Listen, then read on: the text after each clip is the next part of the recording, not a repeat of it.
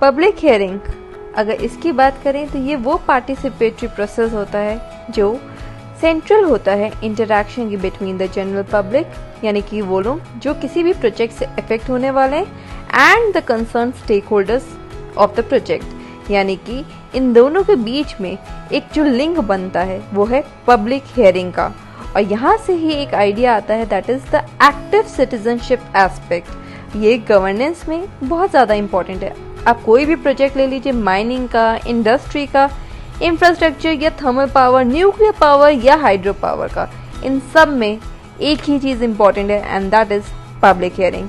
अगर बात करें हम लोग EIA यानी कि एनवायरमेंटल इम्पैक्ट असेसमेंट 2006 की, तो यहाँ पे भी एक आइडिया आता है पब्लिक हियरिंग, जो कि मैंडेटरी है। अगर कोई भी एनवायरमेंटल प्रोजेक्ट को क्लियरेंस लेना है तो EIA के अंदर हम लोगों को पब्लिक हियरिंग करवानी होती है। ये भी नोट करना चाहिए कि ये जो पब्लिक हियरिंग है इसका रेलेवेंस बहुत ज़्यादा है। अगर हम लोगों को principles of democratic governance and sustainable development achieve करना हो, तो डेमोक्रेटिक गवर्नेंस की बात तो हम सब करते हैं, बट आइडिया होना चाहिए डेमोक्रेटिक गवर्नेंस का। इसीलिए हम लोगों को पब्लिक हियरिंग की इंपॉर्टेंस को समझना चाहिए। हियरिंग से पहले अगर मैं बात करूं तो EIA एनवायरमेंटल इम्पैक्ट असेसमेंट का अगर केस लिया जाए तो उसका एक ड्राफ्ट भी तैयार होता है, जो कि सारे ही स्टेक होल्डर्स के बीच में रोटेट कर दिया जाता है, ताकि वो अपने सजेशंस, क्रिटिसिज्म या कमेंट्स या क्वेश्चन जो हो, जो उनको लग रहा हो, जो भी सुझाव उनको लग रहा हो, वो दे सकें। ये लोकल वर्नाक्युलर लैंग्वेज में, यानी कि आम आदमी की भाषा में भी लिखा जाता है।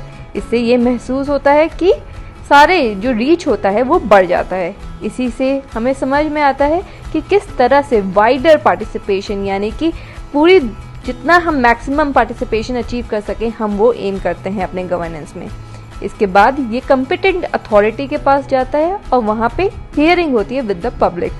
ज़्यादातर डिस्ट्रिक्ट मैजिस्ट्रेट, जिसको हम DM कहते हैं, यानी IS ऑफिसर, ये यहाँ पर एक वीडियो टेप के सामने करता है प्रोसीडिंग्स, ताकि कोई मैनिपुलेशन ना हो। तो ट्रांसपेरेंसी को भी यहाँ पे इंश्योर किया जाता है। इसके बाद इसको लेजिस्लेशन में लाया जाता है, वहाँ पे भी यहाँ पर हमारे को हियरिंग का कंसेप्ट या सजेशन सब हमको देखने को मिलता है।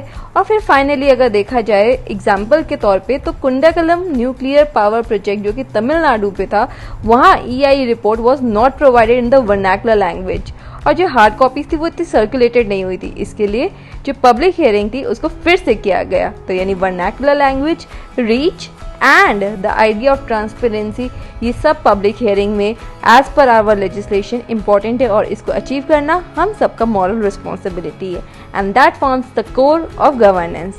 सो for such updates stay tuned, please like, share and subscribe for such updates, because we are working day in, day out to get to you the best of the content with best of the analysis. Thank you, Sankat Mocham, for general awareness.